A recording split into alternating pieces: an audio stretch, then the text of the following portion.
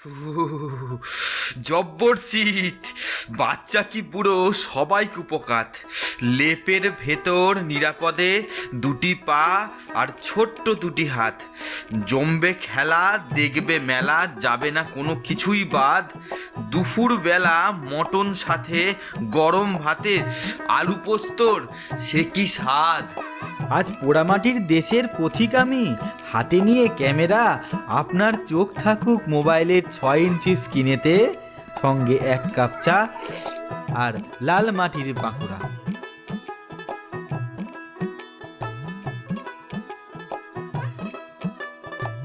এটা শুক্রবার 11 তারিখ, আর ঘড়ির কাঁটায় এখন 11টা 24 বাজে। এই মুহূর্তে আমি চলে এসেছি হাওড়া স্টেশনে।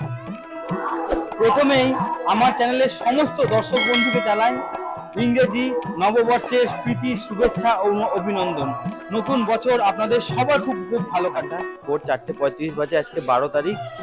এই মুহূর্তে আমি রয়েছি বাঁকুড়া স্টেশনে। বোকারো এক্সপ্রেস এক্ষুনি আমাদের নামালো। হাওড়া থেকে বাঁকুড়া এসে পৌঁছালাম আমরা। এবার কৃষ্ণেন্দু বাইরে দাঁড়িয়ে আছে, এবার কৃষ্ণেন্দুর কাছে যাবো। কৃষ্ণেন্দু চিনতেই পারছেন দেখে, আশা করি কৃষ্ণেন্দু।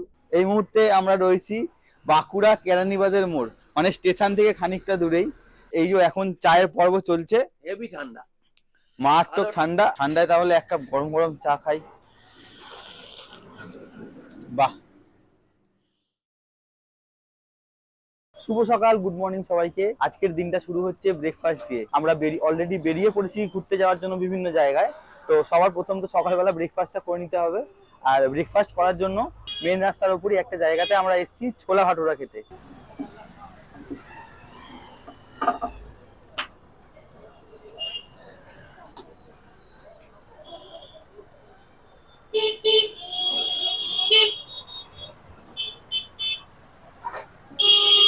একদম গরমা গরম ব্রেকফাস্ট চলে এসছে, এই ছোলে ভাটুরা আর স্যালাড।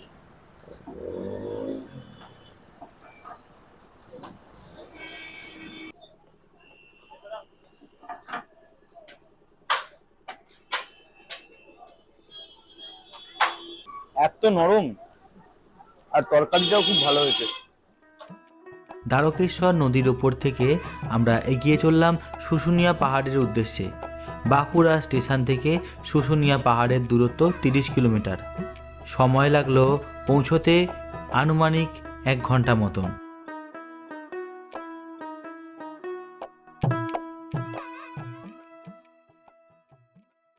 আর আমরা ঘুরতে ঘুরতে একটুখানি রোদ্দুরটা বেশ ভালো লাগছে, কিন্তু একটু তেষ্টাও পাচ্ছে। তাই জন্য আখের রস দেখতে পেলাম রাস্তায়, একটু আখের রস খাবো। আর আমাদের ওখানে যেরকম আখ ছাড়িয়ে রাখে, এখানে কিন্তু আখ ওরকম ছাড়িয়ে বিক্রি করে না। এখানে আখটা খোসা সমেতই রাখা থাকে, ছাড়িয়ে আপনি যেরকম চাইবেন আপনাকে ছাড়িয়ে আপনাকে রস করে দেবে।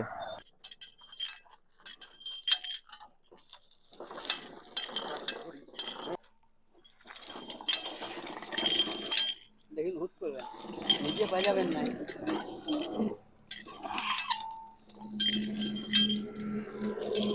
হ্যাঁ,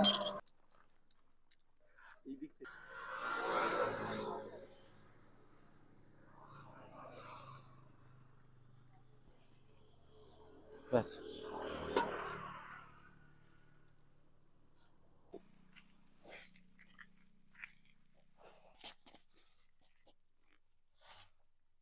এর টেস্টটা একদমই ভিন্ন, অন্যরকম। মানে আমাদের ওখানকার যে আখ, ওই আখের মতন এই আখের টেস্ট না, একটু মিষ্টির পরিমাণটা বেশি। 4:45 আমরা এই মুহূর্তে এসে পৌঁছেছি শুশুনিয়া পাহাড়ের সামনে। কিন্তু মেলা চলছে, যেরকমটা এসে দেখতে পেলাম, পৌষ মেলা সম্ভবত।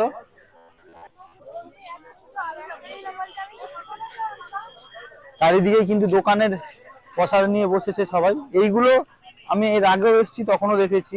মাটির থালা, মাটির জিনিসপত্র এখানে ভালো পাওয়া যায়। এই মেলার কিন্তু মেন আকর্ষণই কিন্তু এই পাথর যে কেটে কেটে বিভিন্ন রকম মূর্তি, থালা, এছাড়া প্রদীপ, এগুলো যে তৈরি হচ্ছে, এগুলো কিন্তু এখানকার মূল আকর্ষণ। মানে এগুলো কিন্তু এখানকার ট্র্যাডিশন। এগুলো এই পাহাড় পাথর কেটেই কিন্তু তৈরি হয়।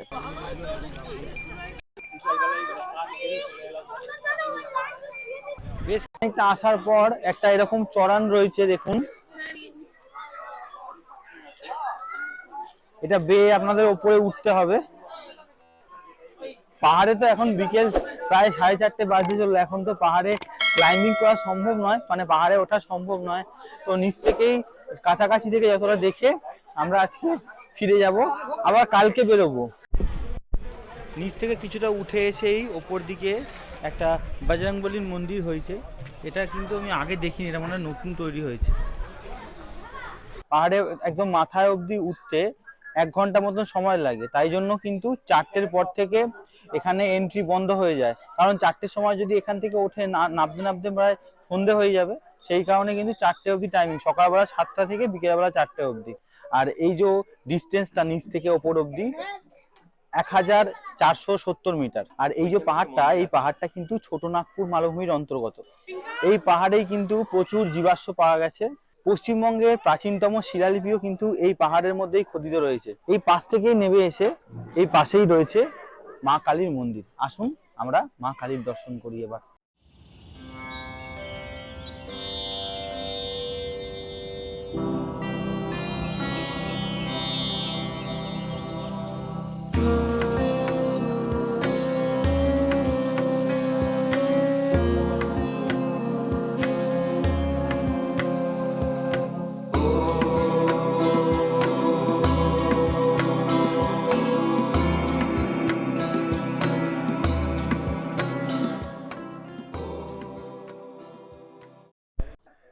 এদিক ওদিকে সব কাজ মিটিয়ে আমরা রাস্তায় যেতেই হাইওয়েতে জয় বাবা তারকেশ্বর বলে একটি ধাবাতে খাওয়ার জন্য, দুপুরবেলা খাওয়ার জন্য ঢুকেছি। দুপুর যদিও নেই এখন।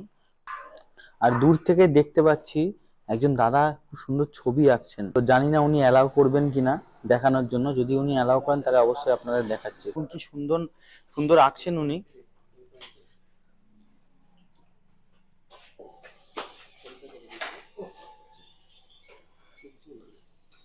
ওইখানে আরেকটি ছবি আছে, ওটা ওনারই আঁকা।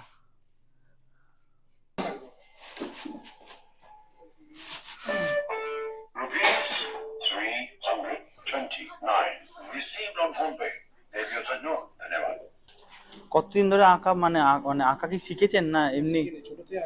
আচ্ছা আচ্ছা, এখন মানে সময় পেলে ফাঁক পেলেই এরকম বিভিন্ন রকম ইয়ে করতে জিনিসপত্র। খুব ভালো লাগলো দেখে। খাবারটা আপনাদের দেখাচ্ছি। রুটি নিয়েছি আর ডিম তড়কা, এটা মিক্স ভেজ।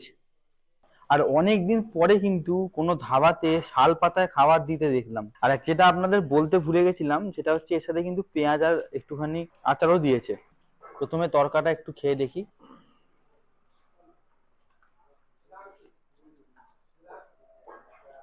একদম গরম, আগুন আগুন, ঠিকঠাক ভালো।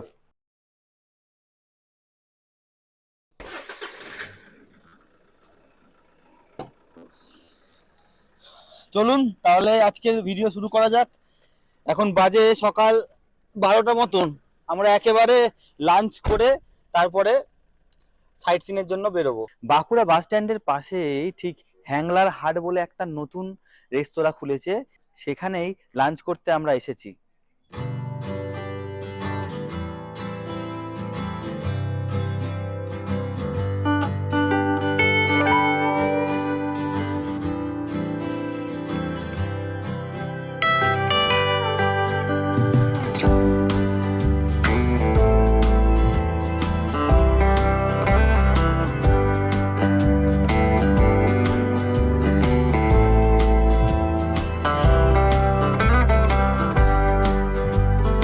খাবার দিয়ে দিয়েছে আমাদের, আর খাবারটা কিন্তু খুব সুন্দর করে সাজিয়ে গুছিয়ে দিয়েছে।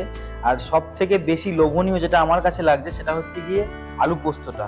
রয়েছে অনেক কিছু এখানে, যেমন হচ্ছে ঝুরঝুরে আলু ভাজা, সঙ্গে মুগ ডাল টমেটো দিয়ে। আর রয়েছে এই বাঁকুড়ার যে অথেন্টিক আলু পোস্ত। আর এটা হচ্ছে গিয়ে একটা মিক্স ভেজ সবজি, চাটনি, স্যালাড, লেবু, পাঁপড়, আর আরেকটা যেটা হচ্ছে গিয়ে সেটা হচ্ছে গিয়ে মাটন কষা। আর হচ্ছে গিয়ে এখানে রয়েছে পোস্তর বড়া। এই দুটো কিন্তু বাঁকুড়ার অথেন্টিক খাবারের মধ্যে পড়ছে, তাই জন্য আমরা মানে এইটা তো থালির সাথেই এসছে, এইটা আলাদা করে অর্ডার দিয়েছি। এই থালিটা পোস্তর বড়া আর খাসির মাংসটা বাদ দিয়ে এই থালিটার দাম হচ্ছে 85 টাকা। এটা হচ্ছে মাটন কষা। মাটন কষাটায় টোটাল 4 পিস থাকে, তার মধ্যে ক্রিস্টিয়ান 2 পিস নিয়েছে, আমি 2 পিস নিয়েছি। আর এইটা হচ্ছে পোস্তর বড়া। পোস্তর বড়াটা 2 পিস থাকে। পোস্তর বড়াটা 60 টাকা করে পিস, আমরা দুজনে 2 পিস নিয়েছি। তাহলে চলুন খাওয়াটা শুরু করি।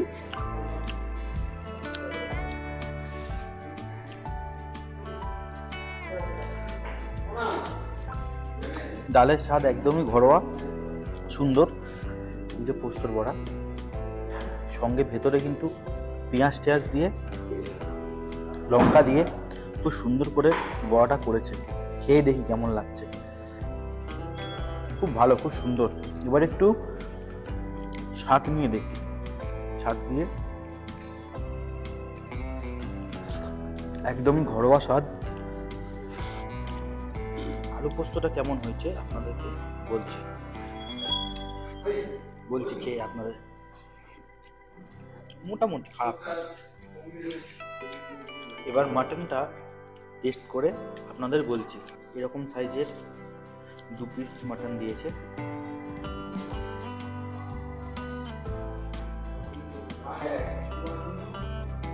সুন্দর হয়েছে।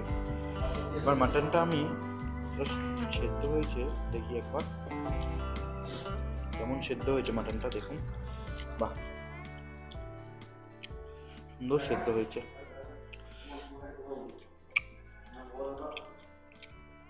এরপর আমরা রওনা দিলাম গাংডুয়ার ড্যামের দিকে। বাঁকুড়া বাস স্ট্যান্ড থেকে দূরত্ব 29 কিলোমিটার, সময় লেগেছিল মোটামুটি 50 মিনিট মতন। छोटी छोटी राहें मिलके कहीं दूर दूर मंजिल पर जाएगी, कभी छाँव छाँव कहीं धूप सताएगी। लंबी लंबी दूरी भी यूं ही चलते चलते कम होती जाए। রাস্তাটা দুর্ধর্ষ, রাস্তা দুর্ধর্ষ। যে আলো ছায়ার একটা খেলা। দুপুরবেলা রোদ্দুরটা উঠেছে, গাছের ফাঁক দিয়ে এসে রাস্তায় পড়েছে। দারুণ লাগছে, দারুণ। গাড়ি না চালিয়ে থাকতে পারলাম না, যেন গাড়ির স্টিয়ারিংটা হাতে নিয়েই নিলাম। हर मोड़ मोड़ पे कुछ नया सा है, हर मोड़ मोड़ पे कुछ नया सा है, सफर अनजाना सा है, रास्ता बेगाना सा है, हर मोड़ मोड़ पे कुछ नया सा है, हर मोड़ मोड़ पे कुछ नया सा है।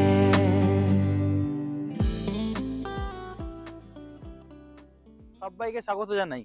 আর আমি এই মুহূর্তে রয়েছি বাঁকুড়ার গাংডুয়া ড্যামের সামনে। কি করে আসবেন এখানে? যে কোনো রানীগঞ্জ আসানসোল গামী বাঁকুড়া থেকে যে বাসগুলো ছাড়ে, ওখান থেকে বাস ধরে এখানে আপনাদের কলেজ মোড়ে আপনাদের নামতে হবে। সেখান থেকে টোটো অটো পেয়ে যাবেন এখানে আসার জন্য।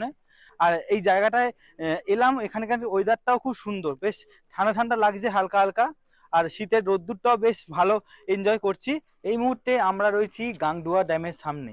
আর ড্যামটা দেখুন কত সুন্দর। এটা কিন্তু পুরোটাই বৃষ্টির জল স্টোর করে, মানে স্টোর নিয়ে রয়েছে এখানে। ড্যামটা একটা 360 ডিগ্রি ভিউ আপনাদের দিয়ে দিই।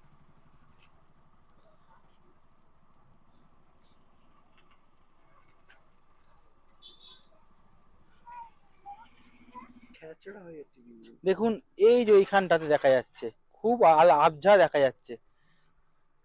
হয়তো ওয়েদারটা ক্লিয়ার থাকলে আরো ভালো দেখা যেত।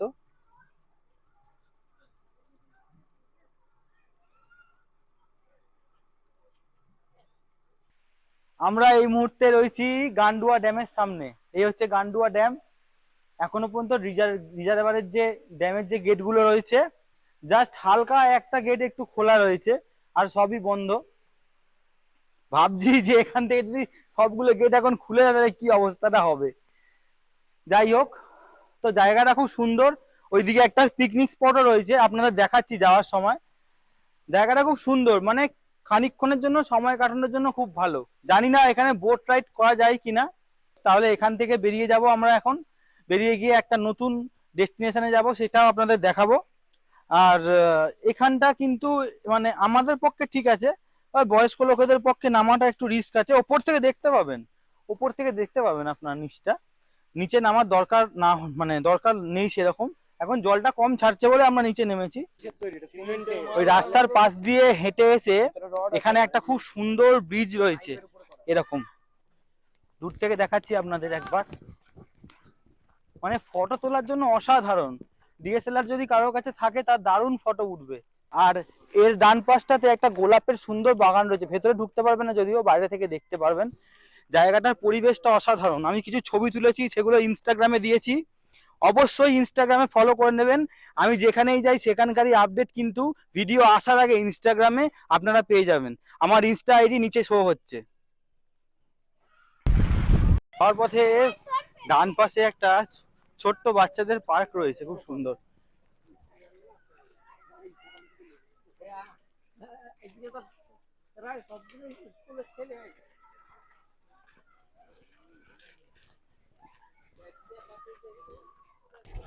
আমরা এই মুহূর্তে একদম চলে এসেছি কোড়ো পাহাড়ের কাছে।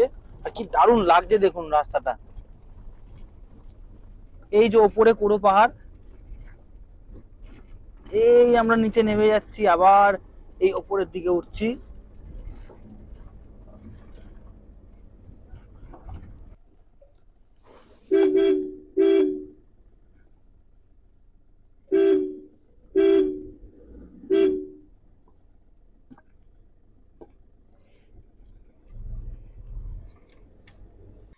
গান্ডুয়া ড্যাম থেকে এখানটা আসতে আপনার মোটামুটি সময় লাগবে 20 থেকে 25 মিনিট মতন। মেন রাস্তায় ওঠার পরে কিছুটা যাওয়ার পর বাদিকে কোড়ো বাস স্ট্যান্ড রয়েছে, বা কোড়ো বাস স্ট্যান্ড থেকে বাদিক থেকে ঢুকে যেতে হবে। ঢুকে এসে বেশ খানিকটা আসার পরই কিন্তু গ্রামের লোকেদের একটু জিজ্ঞেস করলে তারা বলে দেবে আপনাদের কোথা দিয়ে আসতে হবে। গাড়ি নিয়ে কিন্তু একদম সোজা পাহাড়ের ওপর উঠে আসতে পারেন। এই হচ্ছে ভিউটা। আমরা ওইখানে রাস্তা দিয়ে উঠে এলাম উপরে। এইখানে পার্কিং, এখানে গাড়ি রেখে সোজা হেঁটে আপনাদের এগিয়ে আসতে হবে মন্দিরের দিকে। এই হচ্ছে মন্দিরে ঢোকার গেট। এই গোরো পাহাড়ের কিন্তু আরো একটা নাম রয়েছে, এই জায়গাটা আরেকটা নাম হচ্ছে তপোবন পাহাড়। আর এটা হচ্ছে 1429 খ্রিস্টাব্দে এই মন্দিরটা স্থাপিত হয়েছে। এখান দিয়ে মন্দিরে প্রবেশ করতে হবে, মন্দিরে প্রবেশের রাস্তা। প্রবেশ করে এসেই একটা সুন্দর গাছতলা রয়েছে এখানে, ছোট্ট একটি মহাদেবের মন্দির আর সুন্দর গাছতলা একটা রয়েছে। খুব মানে নির্জন একটা নীরবতা, খুব একটা সুন্দর নির্জন জায়গা। আবহাওয়াটা খুবই সুন্দর, দারুণ আবহ। আর এখান থেকে যে নয়নাভিরাম দৃশ্যটা দেখা যাচ্ছে চারিপাশের, সেটা কিন্তু অসাধারণ। গাছের ফাঁক দিয়ে দিয়ে দেখা যাচ্ছে বিভিন্ন জিনিসটা, খুব সুন্দর লাগছে দেখুন। ক্যামেরায় কতটা জাস্টিস পাচ্ছে আমি জানি না, তবে চোখে দেখে আপনাদের যতটুকু বিবরণ দেওয়া সম্ভব আমি আপনাদেরকে দেব।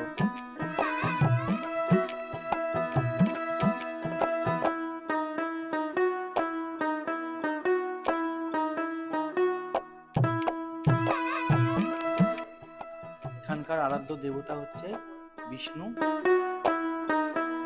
হচ্ছেন বিষ্ণু।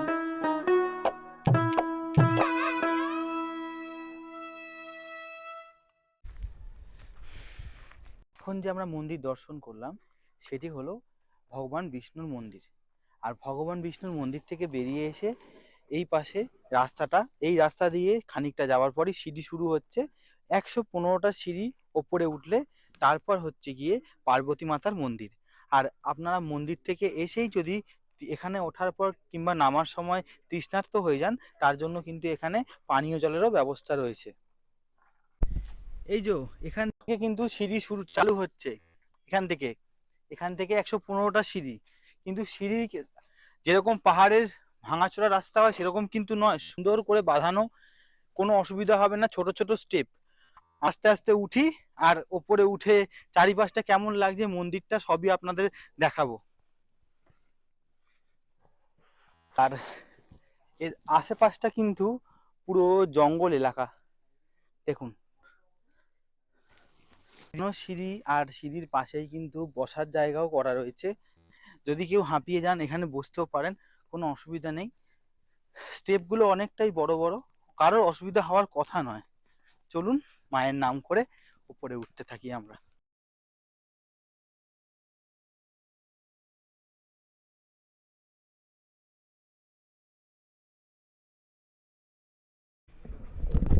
পাক্কা 68টা সিঁড়ি ওঠার পর কিন্তু এরকম ডান দিকে বসার জন্য জায়গা পাবেন।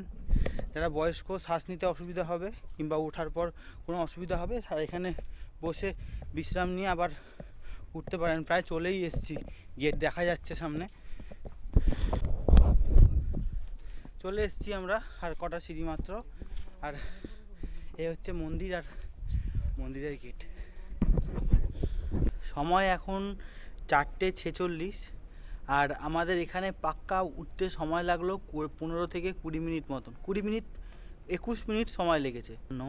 আমরা 110টা সিঁড়ি বেয়ে ওপরে উঠলাম।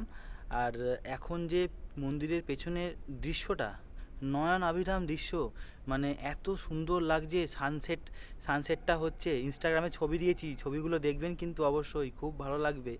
ইনস্টাগ্রামটা কিন্তু অবশ্যই ফলো করে নেবেন। এবার বিষয়ে ফিরে আসি, মানে এত সুন্দর লাগছে সানসেটের টাইমটায় এসে। আপনারা যদি এখানে আসেন, আপনারাও কিন্তু সানসেটের টাইমটায় আসতে পারেন, দারুণ লাগবে। আর আপনাদের দেখাচ্ছি এরপরে মন্দিরটা, আর মন্দিরের পেছন দিকে সানসেটের যে ভিউটা সেটাও দেখাচ্ছি।